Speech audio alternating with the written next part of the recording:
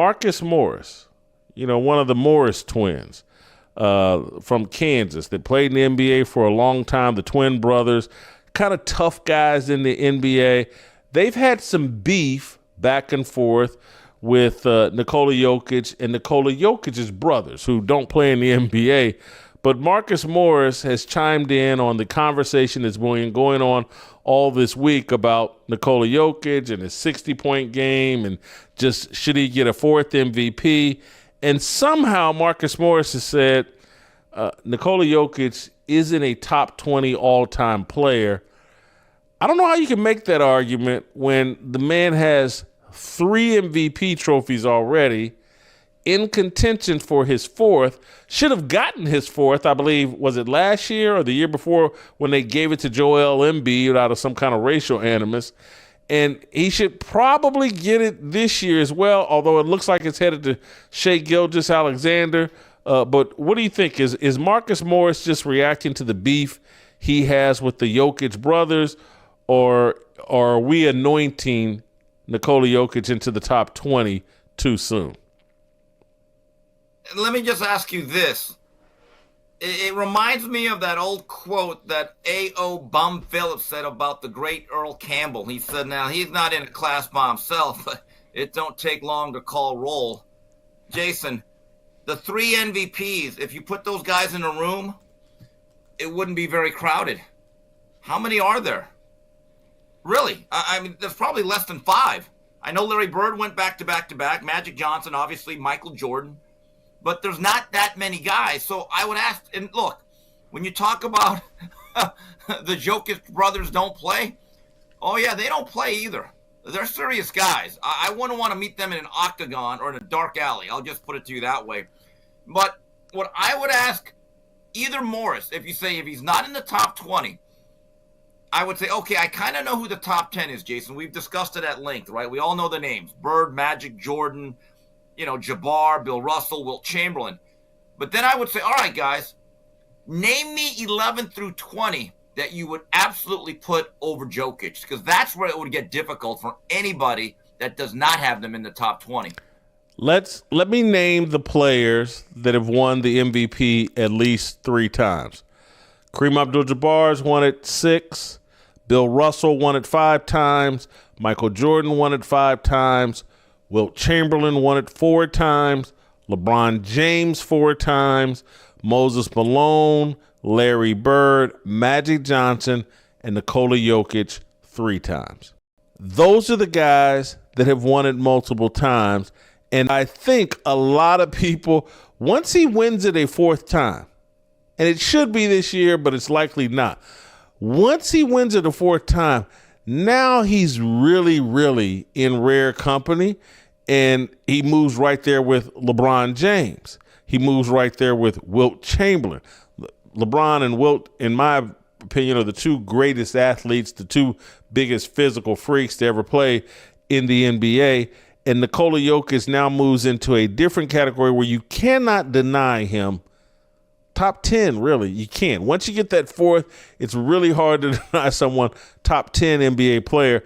And Jay Skapanek said something yesterday on this show that kind of blew my mind. He made the argument that Jokic since 2010, and that includes Steph Curry and LeBron James, that Jokic is actually the best player in the NBA since 2010. And it kind of blew my mind when he said it. And he's like, look, man, I'm saying, yeah, he's better than LeBron James and Steph Curry. And I asked him, I was like, well, hold on, man. The guy's got 1 championship. And, Steph has multiple. LeBron has multiple. And he had an argument for that in terms of the guy's never played with an all-star. Other than Hakeem Olajuwon, no one's ever had less talent around them while in the prime of their career.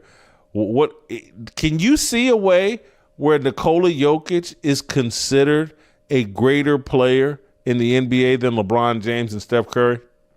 No, well, the general media will not allow it. Let's just be honest. I mean, the fact that the way they engineered that MVP race 2 years ago and what they're doing now just speaks upon the agenda of the mainstream NBA media.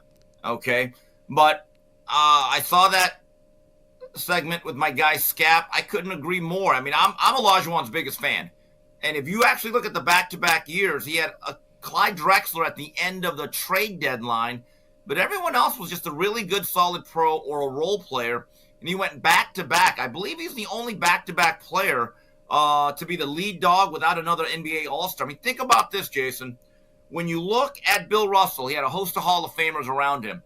Kareem and Magic had each other. And then Magic Johnson had James Worthy. Michael Jordan had a Pippen. Even Kobe, who should have won more than one MVP, he eventually had a Pau Gasol, who at the time, I believe, was a top 10 to 15 player in those 2 years that they won the title.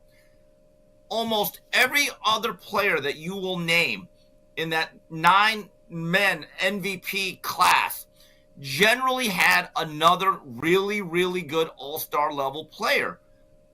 I think me and Scab were making the point, well, when it comes to Jokic, who was his Pippen? Who's his James Worthy? I mean, that's a very fair point to make. And this is the thing that's really interesting, how they frame this. When it comes to Jokic and his monster numbers, they always say, well, if the game's opened up, it's so easy to score. Okay. But when it comes to everybody else, oh, they're such great athletes. It's just athleticism and the I mean, wait a minute. So with Jokic, it's the opened up game and nobody plays defense.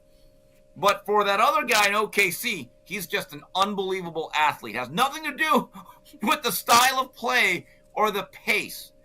They don't even recognize their own hypocrisy when they rip one player and elevate the other. Steve, I want to move on to the NFL seems to be in a full-on movement to support, create, partner with, make some professional flag football league. I don't like it. Roger Goodell seems to like it, love it. What do you think of Goodell and the NFL going full bore? Hey, let's start pro flag football. And do you think they think somehow this is their backup plan or real plan to take football to the full-blown flag football? Well, I mean, I think Jack Lambert would say, haven't they been trying to make it flag football for about 40 years? I mean, it's just, Jason, we know where this is going. And flag football now, I mean, I don't know if I told you this, but about 2 summers ago, I'm watching the NFL Network, and this is before the training camp started. They were actually showing a flag football, an international competition, and it was televised. They had all the production was out there. And by the way, you're not going to believe this, but the team from Mexico, it was female flag football. The team from Mexico blew out the team from America.